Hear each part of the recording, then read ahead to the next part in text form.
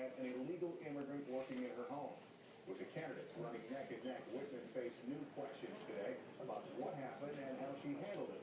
NBC's Kristen Walker has our story. Gubernatorial candidates Ed Whitman and Jerry Brown face off before a largely Spanish-speaking audience in Fresno as immigration takes center stage. This as allegations surfaced this week. Whitman knowingly employed an undocumented worker, Nikki Diaz-Santillan, as her housekeeper for nearly a decade. Make no mistake, these allegations are completely Oh, they lack bless you. merit Bless whatsoever. you. Santillan claims Oh, what's that?